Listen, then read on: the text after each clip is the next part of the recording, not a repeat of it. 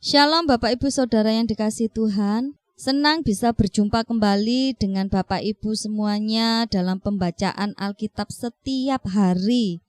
Baik Bapak Ibu Saudara yang dikasihi Tuhan, sebelum jauh kita mendengarkan firman Tuhan, saya rindu mengajak Bapak Ibu untuk berdoa.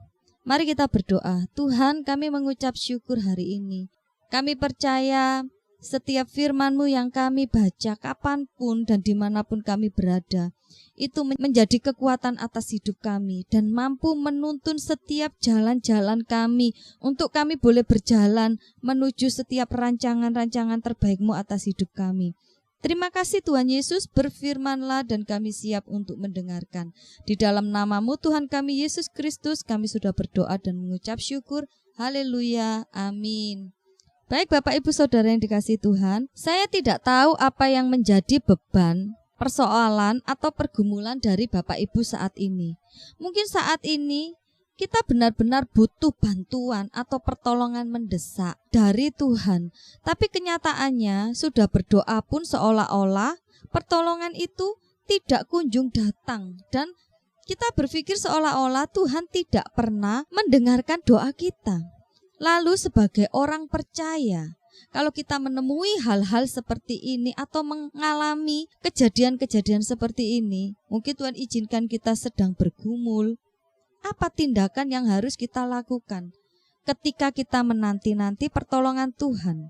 Sebelum membahas hal ini, mari kita bersama-sama akan membuka Alkitab kita dan kita baca di dalam Kitab Markus pasal yang ke-7 ayat yang ke-24 sampai dengan ayat yang ke-30. Perempuan Sirofenisia yang percaya. Lalu Yesus berangkat dari situ dan pergi ke daerah Tirus. Ia masuk ke sebuah rumah dan tidak mau bahwa ada orang yang mengetahuinya. Tetapi kedatangannya tidak dapat dirahasiakan. Malah seorang ibu yang anaknya perempuan kerasukan roh jahat segera mendengar tentang dia, lalu datang dan tersungkur di depan kakinya.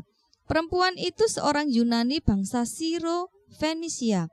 Ia memohon kepada Yesus untuk mengusir setan itu dari anaknya. Lalu Yesus berkata kepadanya, biarlah anak-anak kenyang dahulu, sebab tidak patut mengambil roti yang disediakan bagi anak-anak dan melemparkannya kepada anjing. Tetapi perempuan itu menjawab, benar Tuhan, tetapi anjing yang di bawah meja juga makan remah-remah yang dijatuhkan anak-anak. Maka kata Yesus kepada perempuan itu, karena kata-katamu itu pergilah sekarang, sebab setan itu sudah keluar dari anakmu. Perempuan itu pulang ke rumahnya, lalu didapatinya anak itu berbaring di tempat tidur, sedang setan itu sudah keluar. Puji nama Tuhan. Betapa hebat ya, dan sangat luar biasa Tuhan kita ini. Bapak Ibu Saudara yang dikasihi Tuhan, saya memberikan tema renungan kita hari ini, yaitu menanti-nanti pertolongan Tuhan. Markus pasal yang ke-7 ayat 24-30 ini menceritakan ada seorang perempuan Yunani dari bangsa Sirofenisia. Dia datang kepada Tuhan Yesus, memohon supaya Tuhan Yesus mau mengusir setan dari tubuh anaknya. Perempuan ini benar-benar butuh bantuan yang mendesak. Tapi apa tanggapan Tuhan Yesus? Tuhan Yesus malah menyampaikan kata-kata yang sekilas sangat melukai perasaannya, karena sudah membandingkannya dengan seekor anjing. Reaksi ibu ini ketika mendengar jawaban dari Tuhan Yesus tidak marah atau protes. Dari kisah perempuan Sirofenisia ini, kita belajar bagaimana bertindak saat menanti-nanti pertolongan Tuhan. Yang pertama yang harus kita lakukan ketika kita menanti-nanti pertolongan Tuhan adalah miliki iman yang disertai dengan pengertian yang benar. Perempuan Sirofenisia ini bukan orang Israel, tapi dia tahu betul identitasnya sebagai orang asing atau orang yang tidak mengenal Tuhan. Tetapi identitasnya sebagai orang asing tidak menjadi masalah atas iman yang dia miliki kepada Tuhan. Iman itu harus memiliki respon yang benar, yaitu mau mendengar, sujud, datang, bahkan mau memohon kepada Tuhan. Ini adalah wujud iman yang nyata. Jadi ada suatu tindakan yang dikerjakan. Tidak hanya percaya, tetapi bertindak. Perempuan Sirofenisia ini sangat percaya. Orang yang non-Israel atau di luar Israel sekalipun, atau mungkin orang yang tidak percaya, akan disembuhkan juga. Perempuan Sirofenisia ini sangat yakin jika orang Israel saja bisa disembuhkan, maka orang non-Israel atau di luar Israel pun dapat disembuhkan oleh Tuhan Yesus. Identitasnya sebagai orang asing tidak menghalangi kepercayaan dan imannya kepada Tuhan Yesus. Perempuan ini justru memiliki iman dengan pengertian yang benar. Tidak cukup hanya percaya, tetapi di dalam iman itu harus ada suatu tindakan. Dia mau datang kepada Tuhan, mau memohon kepada Tuhan. Bapak, Ibu, Saudara yang dikasihi Tuhan, ketika kita memiliki iman, tidak peduli bagaimana identitas kita, apapun masa lalu kita, jika kita merespon iman kita dengan tindakan yang nyata dan dengan pengertian yang benar bagaimana sih beriman itu, dan tentu saja disertai dengan kerendahan hati di dalam setiap doa-doa kita, maka iman itu akan menghasilkan pemulihan, iman itu akan menghasilkan kesembuhan, iman itu akan menghasilkan sesuatu yang luar biasa di dalam hidup kita. Setiap pemulihan dan kesembuhan itu adalah anugerah dari Tuhan melalui iman yang kita miliki. Iman tanpa tindakan itu adalah hal yang sia-sia. Misalnya ingin pandai tetapi tidak belajar, itu adalah sesuatu yang sia-sia untuk dikerjakan. Ingin sembuh tetapi tidak menjaga pola makan, tidak menjaga kesehatannya, hidup berantakan, itu juga hal yang sia-sia. Itu bukan iman, sekalipun dia percaya, pasti Tuhan akan sembuhkan. Tetapi ketika tidak ada tindakan untuk melakukan hal yang terbaik buat tubuhnya, maka itu juga akan sia-sia. Ingin keluarganya kembali percaya kepada Tuhan, dia memiliki iman yang kuat. Saya percaya suatu saat orang-orang terdekat saya ini akan datang kepada Tuhan. Tetapi dia tidak memiliki tindakan di dalam kehidupannya. Misalnya menjadi berkat atas orang ini, tidak menjaga ucapannya. Bagaimana imannya itu bisa hidup dan berdampak kepada saudara-saudara atau orang terdekatnya, sehingga mereka mau mengambil keputusan untuk datang kepada Tuhan. Semua yang dikerjakan akan sia-sia.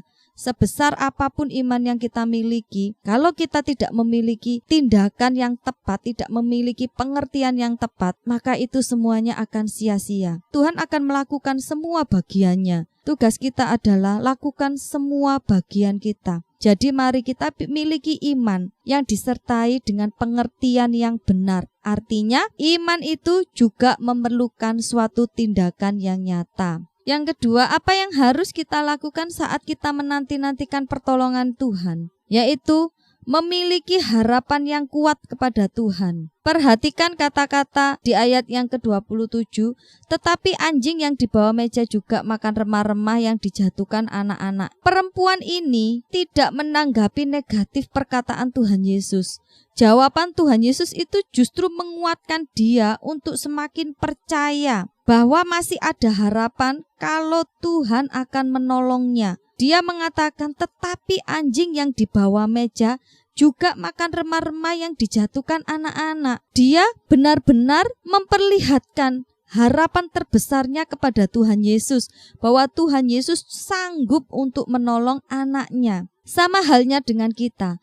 Kalau sampai saat ini doa kita belum dijawab, padahal menurut kita kebutuhan kita itu mendesak, bukan berarti Tuhan itu tidak peduli dengan setiap doa kita. Tapi Tuhan ingin kita itu belajar untuk bersabar. Percaya saja, pasti ada gilirannya kapan kita akan ditolong. Tuhan tahu waktu yang tepat dan terbaik untuk hidup kita. Yang penting sekarang kita mau percaya bahwa di dalam Tuhan harapan kita itu tidak akan pernah sia-sia. Perempuan itu datang kepada Tuhan Yesus karena perempuan ini percaya Tuhan Yesus mampu mengusir setan di dalam diri anaknya. Perempuan ini tidak pernah menghentikan harapannya kepada Tuhan. Bahkan imannya tidak goyah oleh penolakan awal saat dia memohon kepada Tuhan. Begitu juga dengan kita. Harapan kita kepada Tuhan Yesus tidak akan pernah hilang karena Dia adalah Tuhan yang hidup. Jadi kalau sampai detik ini setiap pergumulan kita seolah-olah belum Tuhan jawab, hal yang harus kita kerjakan, tetap memiliki harapan yang kuat di dalam Tuhan. Karena harapan kita tidak akan pernah sia-sia. Ketika doa kita belum dijawab, tetapi kita sudah motong, kita sudah putus di tengah jalan, tidak lagi percaya kepada Tuhan, maka kita akan menjadi orang yang lemah. Tetapi sekalipun mungkin doa kita belum dijawab hari ini, tetapi kita tetap yakin masih ada hari esok, masih ada harapan ketika saya benar-benar mengandalkan Tuhan. Ketika saya benar-benar percaya bahwa Tuhan akan menolong, tidak hanya menolong saya, tetapi menolong Bapak Ibu Saudara semuanya tepat pada waktunya, maka apapun yang kita akan kerjakan, Tuhan yang akan memberikan kekuatan buat kita. Tuhan yang akan memberikan kemampuan kepada kita untuk kita bisa tetap sabar menanti jawaban dari setiap pergumulan kita. Karena waktu Tuhan adalah waktu yang terbaik. Waktu Tuhan tidak pernah dapat digagalkan oleh apapun juga. Ketika Tuhan sudah menjawab doa kita, maka itu akan terjadi sesuai dengan apa yang diinginkan Tuhan. Dan ini juga sudah dibuktikan oleh perempuan Sirofenisia ini. Dia tidak pernah menghentikan harapannya pada Tuhan. Dia tidak pernah menghentikan imannya kepada Tuhan Yesus. Dia tetap percaya. Dan kepercayaannya, harapannya itu akhirnya membuahkan hasil. Anaknya disembuhkan, roh jahat itu diusir oleh Tuhan. Saya percaya ketika Bapak Ibu tetap meletakkan pengharapan dan iman kepada Tuhan, tetap percaya dan melakukan tindakan atau bagian kita untuk menghidupi iman itu, maka saya percaya Tuhan akan menjawab semuanya tepat pada waktunya. Jadi Bapak Ibu yang dikasihi Tuhan, tindakan yang harus kita lakukan saat kita menanti-nantikan pertolongan Tuhan adalah yang pertama, miliki iman yang disertai dengan pengertian yang benar. Artinya iman itu harus hidup, harus ada tindakan. Iman itu tidak pasif, tetapi aktif, bertindak, percaya bahwa Tuhan menolong dan menyertai. Yang kedua, miliki harapan yang kuat kepada Tuhan. Karena kalau kita berharap pada manusia, kita akan kecewa. Tetapi ketika kita berharap pada Tuhan, harapan itu akan membuahkan hasil dan menjadi kekuatan kita untuk kita melangkah sekalipun kita sedang melewati kerikil-kerikil yang tajam. Karena Tuhan ada bersama dengan hidup kita. Baik Bapak Ibu Saudara yang dikasihi Tuhan, mari kita berdoa. Tuhan, kami mengucap syukur hari ini. Kami percaya Tuhan, ketika Tuhan izinkan kami bergumul sesuatu, ketika Tuhan izinkan sampai dengan saat ini, kami menanti-nanti jawaban dari doa kami Tuhan di hadapan-Mu. Kami percaya tepat pada waktunya Tuhan akan menjawabnya bagi kami Tuhan. Ajarkan kepada kami untuk kami boleh memiliki iman dan pengertian yang benar, untuk kami boleh memiliki tindakan dan melakukan bagian kami, tidak hanya beriman, tetapi kami mau melakukan bagian kami dengan tetap berusaha, karena kami percaya Tuhan, Engkau yang menyertai kami. Dan ajarkan kepada kami Tuhan, untuk kami terus Tuhan tidak memberhentikan harapan kami di hadapan-Mu, tetapi di dalam Engkau harapan kami semakin dikuatkan Tuhan. Karena kami percaya harapan kami di dalam Engkau tidak akan pernah sia-sia. Terima kasih Tuhan. Jika Tuhan dapati di antara kami saat ini sedang berputus asa Tuhan, ketika menanti jawaban-jawaban doa Tuhan yang tidak kunjung terpenuhi atas hidup kami percaya Tuhan, tepat pada waktunya Engkau akan menjawab doa-doa kami. Karena waktu-Mu adalah waktu yang terbaik, waktu-Mu adalah waktu yang terhebat dan tepat bagi kami. Engkau tahu seberapa besar kesiapan kami untuk menerima setiap jawaban doa-Mu. Terima kasih Tuhan, hari ini kami sungguh mengucap syukur. Engkau mengajari kami sesuatu yang berharga tentang iman yang hidup Tuhan.